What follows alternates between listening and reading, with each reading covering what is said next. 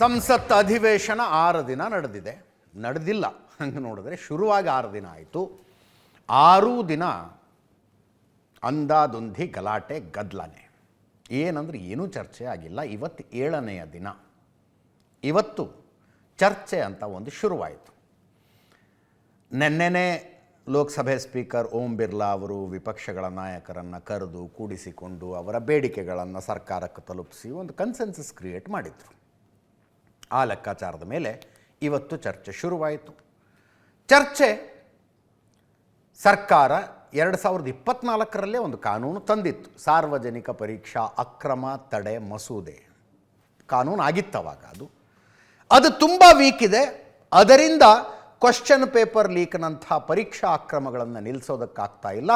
ಆ ಕಾನೂನಿಗೆ ಮತ್ತಷ್ಟು ಬಲ ತುಂಬಬೇಕು ಅಂತ ತಿದ್ದುಪಡಿ ಮಾಡಿದ್ದಾರೆ. ಆ ಮಸೂದೆಯ ಮೇಲಿನ ಚರ್ಚೆ ಅಂತೂ ಇಂತೂ ಶುರುವಾಯಿತು. ಜಿತೇಂದ್ರ ಸಿಂಗ್, ಕೇಂದ್ರ ಸಚಿವ ಜಿತೇಂದ್ರ ಸಿಂಗ್ ಮಸೂದೆಯನ್ನು ಮಂಡಿಸಿದ್ರು. ಅವರೇ ಮಾತಾಡಿದ್ರು, ಕೇಳಿಸ್ಕೊಳ್ಳಿ ಅವ್ರನ್ನ. This bill which was introduced yesterday is in fact an amendment to the earlier bill, Public Examinations Prevention of Unfair Means Act 2024, which was also brought by this government, and not only brought, it was perhaps the first of its kind in the history of independent India. The earlier bill and the amendment today are in a way a reaffirmation of this government's deep commitment to safeguard the welfare of the students and the youth of this country. And at the same time, it is also a reiteration of Prime Minister Modi ji's resolve not to allow anyone to compromise with the future of the children of Mother India. And therefore, this bill can be described in a way as a milestone legislation in the history of Indian Parliament. Examinations को लेकर के तरह तरह की वारदातें होती रही या पेपर लीक भी होता रहा. ये केवल किसी एक प्रदेश या एक प्रांत तक सीमित नहीं रहा. ऐसा पहले भी होता था. अलग अलग पार्टियों की सरकारें रही, अलग अलग प्रदेश रहे. सूची लंबी है, लेकिन केवल याददाश्त ताज़ा करवाने के लिए. So it is on record 2009 railway recruitment board का एग्जामिनेशन. वो भी इन्हीं कारणों से, लेकिन शायद उस समय उस तरह की कार्रवाई नहीं की गई जिस तरह की अब प्रस्तावित की जा रही है. 2011, I'll go on and on, the list is very long then. 2011 All India Engineering Entrance Examination. 2012 AIIMS New Delhi Entrance Paper Leak. 2013 Maharashtra Secondary Certificate Examination. 2010 B.Ed Entrance Examination Uttar Pradesh. 2012 Tamil Nadu Public Service Commission. I can go on till you are satiated. 2009 West Bengal Joint Entrance Exam. It was realized by this government that we need to have an exclusive legislation that any person or persons involved will be liable to a punishment not less than 3 to 5 years and a fine up to 10 lakh. आज ये जो amendment लाया जा रहा है, इसके तहत the same duration of imprisonment has been made not less than 5 to 10 years and fine up to 50 lakh. तो सर्विस प्रोवाइडर के लिए सजा पहले भी काफी मजबूत थी. There was fine up to 1 crore in the 24 act. उसको बढ़ा करके अब 5 करोड़ किया जा रहा है. ಈ ಕಾನೂನಲ್ಲಿ ಏನೇನಿದೆ ಅಂತ ಇಷ್ಟು ದಿವಸ ಹೇಳ್ತಾ ಬಂದ್ವಲ್ಲ, ಒಂದೆರಡು ಪಾಯಿಂಟ್ ಮಿಸ್ ಆಗಿತ್ತು ಆ್ಯಕ್ಚುಲಿ. ಹಳೆ ಕಾನೂನಲ್ಲಿ 3 ರಿಂದ 5 ವರ್ಷ ಜೈಲು ಶಿಕ್ಷೆ ಇತ್ತು. ಈಗ 5 ರಿಂದ 10 ವರ್ಷ ತನಕ ಜೈಲು ಶಿಕ್ಷೆ ಆಗಿದೆ. ಮುಂಚೆ 10 ಲಕ್ಷ ದಂಡ ಇತ್ತು, ಈಗ 50 ಲಕ್ಷ ದಂಡ ಆಗಿದೆ. ಒಬ್ಬ ವ್ಯಕ್ತಿ ಪರೀಕ್ಷಾ ಅಕ್ರಮ ಮಾಡಿದ್ರು, ಒಬ್ಬ ವ್ಯಕ್ತಿ ಕ್ವಶನ್ ಪೇಪರ್ ಲೀಕ್ ಮಾಡಿದರೆ. ಹಳೆ ಕಾನೂನಲ್ಲಿ ಇಷ್ಟೇ ತಿಂಗಳಲ್ಲಿ ಇಷ್ಟೇ ವರ್ಷಗಳಲ್ಲಿ ವಿಚಾರಣೆ ಮುಗಿಬೇಕು ಆ ಥರದ್ದೇನು ಇರಲಿಲ್ಲ. ಈಗ ಫಾಸ್ಟ್ ಟ್ರ್ಯಾಕ್ ಕೋರ್ಟ್ ರಚನೆ ಆಗಿದೆ. ಮುಂಚೆ ರೆಗ್ಯುಲರ್ ಕೋರ್ಟ್ನಲ್ಲಿ ಇದರ ವಿಚಾರಣೆ ನಡೀತಾ ಇತ್ತು. ಎಷ್ಟಾರು ವರ್ಷ ಎಳ್ಕೊಂಡು ಹೋಗಬಹುದಾಗಿತ್ತು. ಈಗ 3 ತಿಂಗಳಲ್ಲಿ ಜಡ್ಜ್ಮೆಂಟ್ ಬರಲೇಬೇಕು. ಮಿಸ್ ಆಗಿದ್ದ ಪಾಯಿಂಟು, ಒಂದು ವೇಳೆ ಎಜುಕೇಷನಲ್ ಇನ್ಸ್ಟಿಟ್ಯೂಟೇ ಇದರಲ್ಲಿ ಭಾಗಿಯಾಗಿದ್ದರೆ ಆಗ್ತಾವಲ್ಲ ನಮ್ಮಲ್ಲಿ. ಎಷ್ಟು ಉದಾಹರಣೆ ಹೇಳಲಿ ನಾನು.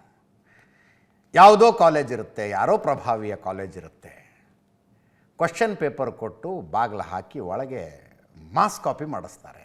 ಅನೇಕ ಸಲ ಸುದ್ದಿಗಳು ಬಂದಿದ್ದಾವೆ ಅದರ ಬಗ್ಗೆ.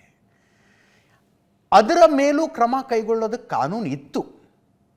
ಎಷ್ಟು ಕ್ರಮಗಳಾಗಿದ್ದಾವೆ ಅನ್ನೋದನ್ನು ಸರ್ಕಾರ ಹೇಳಬೇಕು. ಶಿಕ್ಷಣ ಸಂಸ್ಥೆ ಅಕ್ರಮ ಎಸಗಿದ್ರೆ 1 ಕೋಟಿ ದಂಡ, 4 ವರ್ಷ ಆ ಶಿಕ್ಷಣ ಸಂಸ್ಥೆಗೆ ನಿಷೇಧ ವಿಧಿಸೋದಕ್ಕೆ ಅವಕಾಶ ಇತ್ತು ಮೊದಲು. ಈಗ ಅದನ್ನು 5 ಕೋಟಿಯ ತನಕ ದಂಡ, 8 ವರ್ಷ ನಿಷೇಧ ವಿಧಿಸುವುದಕ್ಕೆ ಹೊಸ ಕಾನೂನು ಅವಕಾಶ ಕಲ್ಪಿಸ್ತಾ ಇದೆ. ತನಿಖೆ ಮುಂಚೆ ಸೆಂಟ್ರಲ್ ಏಜೆನ್ಸಿ ಮಾಡ್ತಾ ಇತ್ತು, ಈಗ ಸ್ಪೆಷಲ್ ಟಾಸ್ಕ್ ಫೋರ್ಸ್ನವ್ರು ಮಾಡ್ತಾರೆ. ಹಳೆ ಕಾನೂನಿನ ಪ್ರಕಾರ ಸಂಘಟಿತ ಅಪರಾಧ,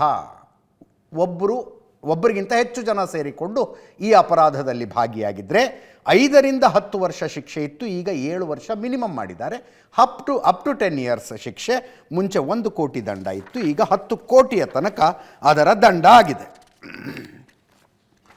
ಈ ಕಾನೂನಿನ ಮೇಲೆ ಒಟ್ಟು 8 ತಾಸು ಚರ್ಚೆ ನಡೆಯೋದು ಅಂತಾಗಿದೆ. ಮುಂಚೆ 6 ತಾಸು ಅಂತಿತ್ತು. ವಿರೋಧ ಪಕ್ಷದವರು 6 ತಾಸು ಸಾಲೋದಿಲ್ಲ, ಇನ್ನೊಂದು 2 ತಾಸು ಎಕ್ಸ್ಟ್ರಾ ಬೇಕು ಅಂದಿದ್ದಕ್ಕೆ ಸರ್ಕಾರ ಅದಕ್ಕೂ ಒಪ್ಕೊಂಡಿದೆ. ಪ್ರಿಯಾಂಕಾ ಗಾಂಧಿ ವಿದ್ಯಾರ್ಥಿಗಳ ಮೇಲೆ ನಡೆದ ಲಾಠಿ ಚಾರ್ಜು, ಪೆಲೆಟ್ ಗನ್ ಬಳಕೆ, ಬಿಹಾರದ ಕೇಸ್ ತೋರಿಸಿದ್ವಿ ನಾವು ನಿಮಗೆ. ಗಲಭೆ ನಿಯಂತ್ರಣಕ್ಕೆ AK-47 ಬಳಕೆಯಾಗಿದೆ, ಫೈರೇ ಮಾಡಿದ್ದಾರೆ. ಇದರ ಬಗ್ಗೆ ಪ್ರಧಾನಮಂತ್ರಿಗಳು, ಗೃಹ ಸಚಿವರು ಉತ್ತರ ಕೊಡಬೇಕು. ಅವರ ಆದೇಶದ ಮೇರೆಗೆ ಇದು ನಡೀತಾ? ಪ್ರಿಯಾಂಕಾ ಗಾಂಧಿ ಪ್ರಶ್ನೆ ಕೇಳ್ತಾ ಇದ್ದಾರೆ, ಕೇಳಿಸ್ಕೊಳ್ಳಿ. मैं आपके द्वारा आदरणीय प्रधानमंत्री महोदय जी और आदरणीय गृह मंत्री महोदय जी से पूछना चाहती हूं कि क्या जरूरत थी एक मासूम बच्ची पर इस तरह दमन करने की? क्या जरूरत थी उन छात्रों पर आंसू गैस चलवाने की, उन पर लाठियां बरसाने की, उन पर वाटर कैनन्स चलवाने की? क्या जरूरत थी उन नौजवान लड़कियों को जलील करते हुए उनके कपड़े फाड़ने की, उनको बेरहमी से गंदी तरह पिटवाने की? देश के युवाओं पर पैलेट गन्स और AK-47 चलवाने की क्या आवश्यकता थी? क्या वे आतंकवादी थे? क्या आतंकवादी हैं? टेररिस्ट हैं? हाँ, कांग्रेस बोल रही है। हाँ, कांग्रेस बोल रही है। जवाब दीजिए, जवाब दीजिए। कांग्रेस बोल रही है, जवाब मांग रही है, जवाब दीजिए।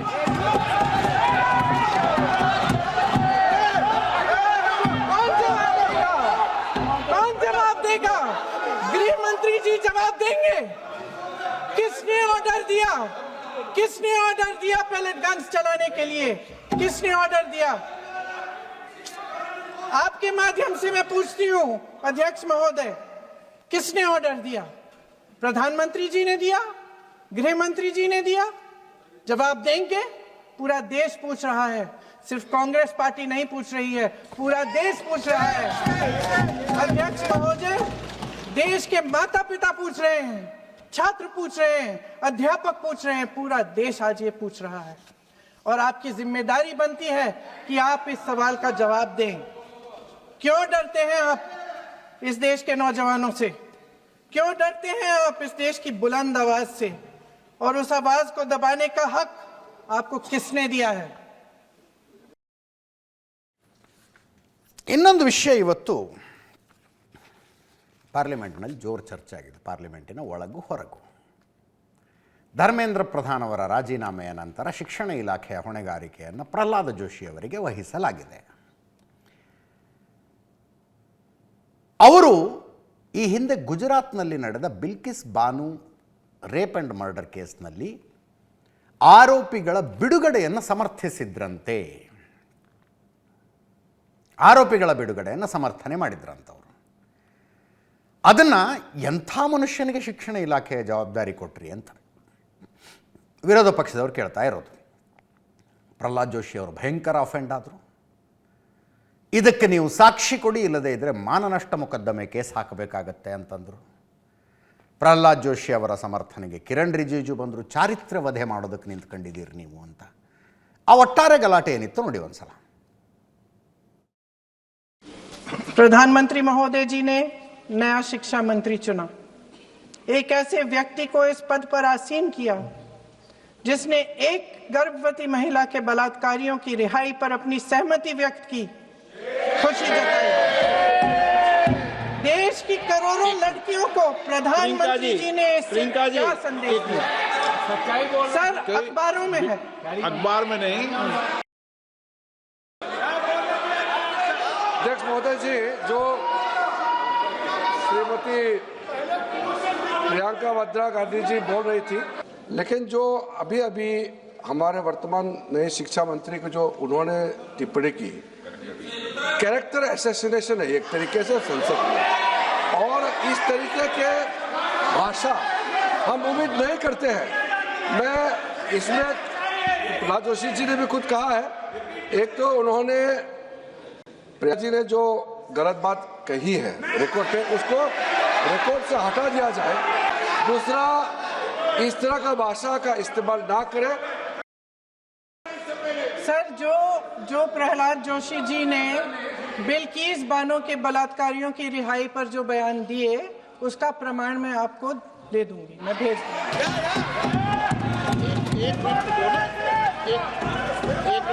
मैं ऑथेंटिकेट करूंगा। उनको ऑथेंटिकेट करने के लिए कहिए, ऑथेंटिकेट करने कहिए उनको। प्रियंका जी को ऑथेंटिक करना चाहिए, ऑथेंटिकेट करना चाहिए। और जो मिस इन्फॉर्मेशन कर रहे हैं, नहीं तो मिस इन्फॉर्मेशन के लिए कार्रवाई करना चाहिए सर। ये क्या कुछ भी बोल के चल सकते हैं क्या?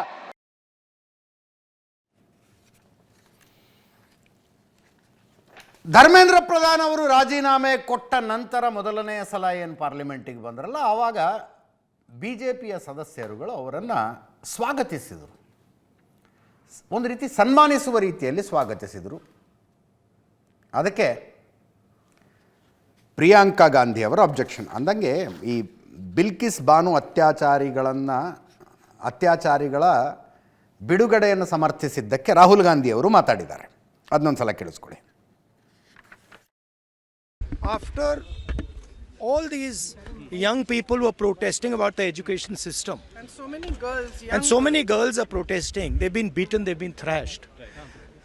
The BJP puts a man who is a defender of rapists. That's the most filthy type of man. There can be no filthier man than somebody who says that rapists need protection. That is the education minister of India today. It's strange. It's a strange reaction from the Prime Minister that there are so many people in his cabinet. He could have chosen any one of them, but he chooses a person who protects rapists. It's quite amazing. After all these young people were protesting about the education system, and so many girls, and so many girls are protesting, they've been beaten, they've been thrashed. The BJP puts a man who is a defender of rapists. That's the most filthy type of man. There can be no filthier man than somebody who says that rapists need protection. That is the education minister of India today. It's strange. It's a strange reaction from the Prime Minister that there are so many people in his cabinet.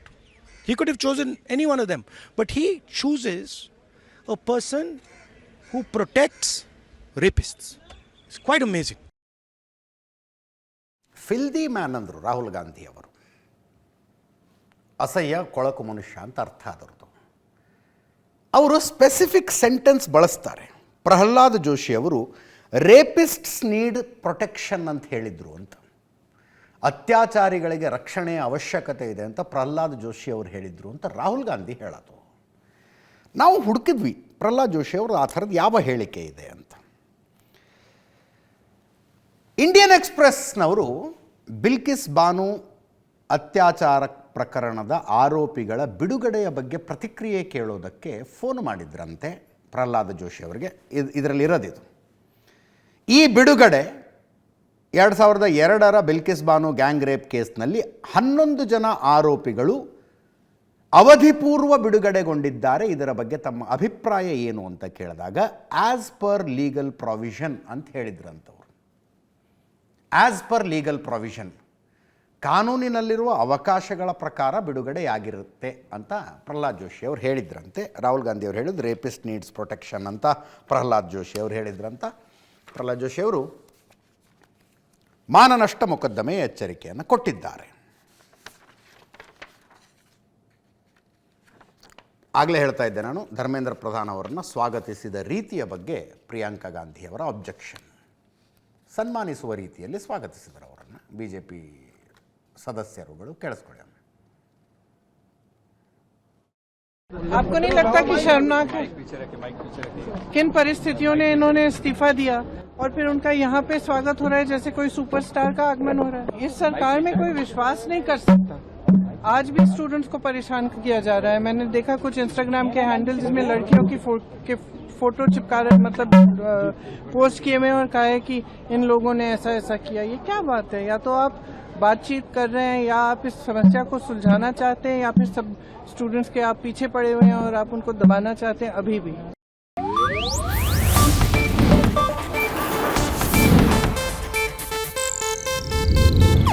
ಇದು Asianet news network ಪ್ರಸ್ತುತಿ.